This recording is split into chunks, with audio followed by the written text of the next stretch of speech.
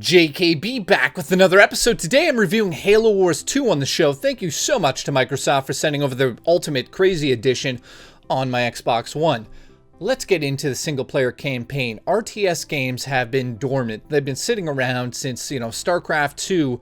Not much has been going on. Let's be honest, maybe it's a dead genre, and I think a lot of people might be interested in picking up an RTS game, especially one that's play anywhere. So this means that you can play it on your Xbox One, and if you have a PC that can handle it, you can play it over there as well. So it's cross, platform. You can play it on both.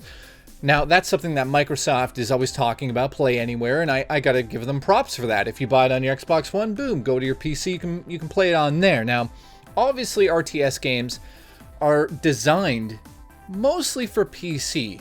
RTS games on consoles have always been awkward due to the controller and the controls in the game. However, this time around, I'll say this right away, they really took their time to design it for the Xbox One and less for the PC.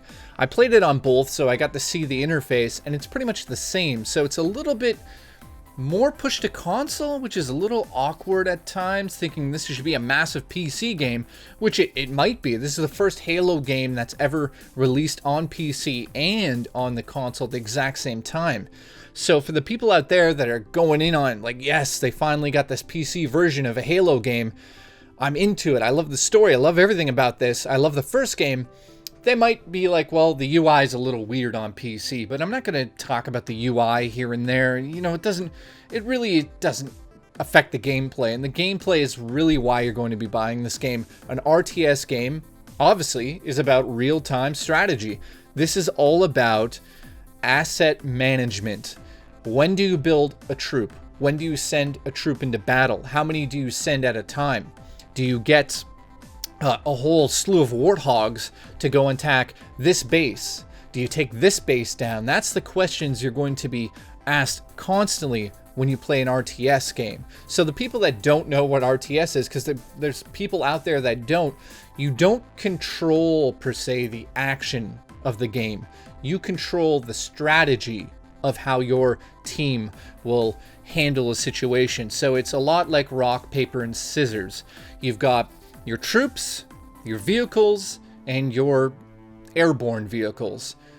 It kind of goes down like if you've got troops on the ground, the airborne can kill them easily, but then the vehicles on the ground could take out the airplanes, and it's a game of rock, paper, scissors, essentially. So it's going to be a lot of guesswork. Should I do this? Should I do that?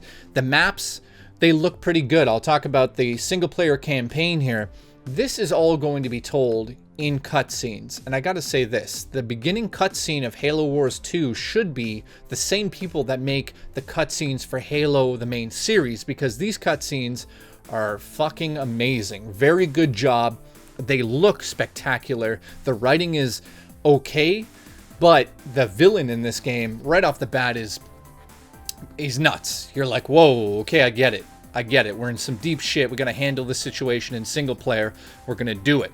So the cutscenes in the game and the single player campaign, I'll be honest, because I like to say that on the show, it's 12 missions. And once you get to halfway point, you've kind of seen and done almost everything the game has to offer. However, you'll be upgrading your units. You'll be upgrading the powers, special abilities as you get deeper into the game. And once you finish this campaign, you will know the game inside out.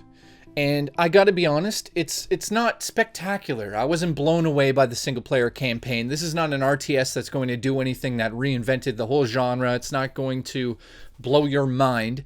It's a solid RTS single player campaign, which at times feels a little dry. It's just move a warthog from here to here, and then here to here, and here to here. You got to understand that an RTS game is not for people who want to play Halo and shoot each other. It's not about that. So if you're the type of person that's like, maybe I can get into that. If you don't like a game of checkers or a board game or anything like that, you're not, like Risk, you're not going to like this game. You're not going to like it at all. This is all about strategy, about building different units and putting them onto the field, which will move right into I'm going to say this. A lot of people, I don't know. Halo has never been spectacular to me. I've never been blown away by that series. I really feel the humanity's missing from it. It's always about, you know, John, Master Chief, walking around kicking ass, and then the newest one was I gave it a low score because I just really didn't enjoy the story. But in this is about war, and this is about the Halo universe at war, and I feel like if they went in this direction with the main games, maybe that would be more interesting. So in closing, for single player, before I get into multiplayer, I'll say the single player is definitely worth playing. I don't know about like the full price. If you're a huge fan of RTS games, then you're going to enjoy this, but you're not going to be blown away. Moving into what I think is the key here, key element is Blitz Mode.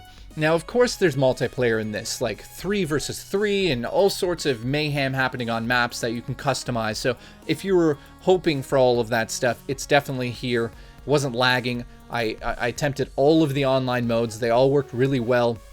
It was a lot of fun actually playing with somebody else and trying to figure out how to take, you know, King of the Hill, like take different sections on the map. And this, again, like I said, was about asset building and handling assets, managing the assets. So the game is really broken down into supply units. So you walk around the map and you pick up basically electricity and supplies. So when you get supplies, you can use those to build like a barracks. And then once the barracks is built, you can go into the barracks, like actually hover over it and send some Marines out. And that's how it works with the vehicles and the flight systems. So once you get deeper into the game, you start to realize this is a lot of fun. I mean, it's very time consuming, it's very slow paced at times, but it's a lot of fun. Now, of course, a lot of people hate that management system, or they don't quite understand how the management points work. This is where Blitz Mode comes in, and somebody out there is not going to be happy about this, and some people are going to be extremely happy about this. This is where they've decided to introduce, yes, a deck of cards yet again. I know that Halo has been kind of obsessed with using decks of cards in their games and unlocking decks. I don't know what the fascination is, but it kind of works really well in this. Instead of you building your assets up by simply going around the map and collecting power units or collecting supplies, you can actually just use Blitz Mode in multiplayer and just have a lot of fun because the cards will pop up on the screen. And this allows you to send a unit out. So instead of going around the map, you just have cards. So one card might just say, you know, you get a Marine unit. So you play the card and it happens in real time. You don't have to worry about the assets. So it's just down to the strict battle. It's down to the strategy of moving and playing the right cards at the right time. Now, I'm not going to go into depth of like how many cards there are and how they're unlocked and all that stuff. I'd be here for days because it looks like there's thousands of them. I want to get into the positives and the negatives of this game. The negative side of things, yes, you unlock the cards and there's microtransactions. So some people might be able to buy the cards to make an incredible deck in Blitz Mode and completely blow you away. I don't know the chances or the actual ratio of how many times they could do that based on the amount of cards they get, but that imbalance of like somebody paying and you don't pay the extra money, they're just really good. Like, I don't understand why people even do that in video games. Why would you pay to unlock things? Kind of defeats the purpose of playing the game. So that to me is, I'm going to put it in kind of the negative aspect here. I mean, I think I kind of wish it was a little bit more balanced, but I have to say on the positive side of things that the card system in the game is the most fun I had with the game. The single player is really interesting because of the cutscenes. It kind of expands the universe a little bit, and you see some of the Spartans. Well, I don't want to give it away, but you see things you haven't seen in Halo before. So in saying all of that, negatives, really the card system is kind of like, okay, we get it. Here come the cards again. And some people out there are going to be really upset with the fact that you can just buy really good decks or card packs and just get really good cards and play them out, and you know, you get your ass handed to you unless you pay for that. So that to me is kind of a negative. It kind of is, to be honest. It just is. The other negative aspect here is like, I don't know. There's nothing new in this game. And a negative aspect would just be the pacing. I mean, there's a lot of the same dialogue constantly ringing in your ears when you're using your headset. It's like you build a Marine unit, they come out of the the bunker, the barracks, and they say the exact same thing almost every time. Like, ready to serve you, sir. Ugh, please God, just do a patch with more voice work. It's just, oh God. So it has that level of ease to it, of that we're making an RTS, boys, but we're not going to go nuts. We're going to just nail down the key components of making a really good RTS game, but we're not going to go above that. That's the feeling I got out of this game. But the positive aspects here is the multiplayer is awesome. It's amazing playing with your friends, talking to them, figuring out situations, where to build a base based on where the enemies are going to be attacking. All sorts of units are in this game. I haven't talked about really in depth of how many different units you can pull out and put into the field. Tons. There's a lot of depth here. Tons of depth. But saying all of that, I really do feel that there's just something lacking in this game. And I'm not going to say that don't go out and buy it right away if you're a fan of RTS and Halo. If you're a fan of those two things, this is a great addition to the Halo series and the Halo Wars series. The Ultimate Edition comes with the definitive edition of the first game, which is cool to see. However, I don't know if it's worth that much money. I feel like if you've never played an RTS, this might not be where you jump in full price, because it's just the meat isn't there.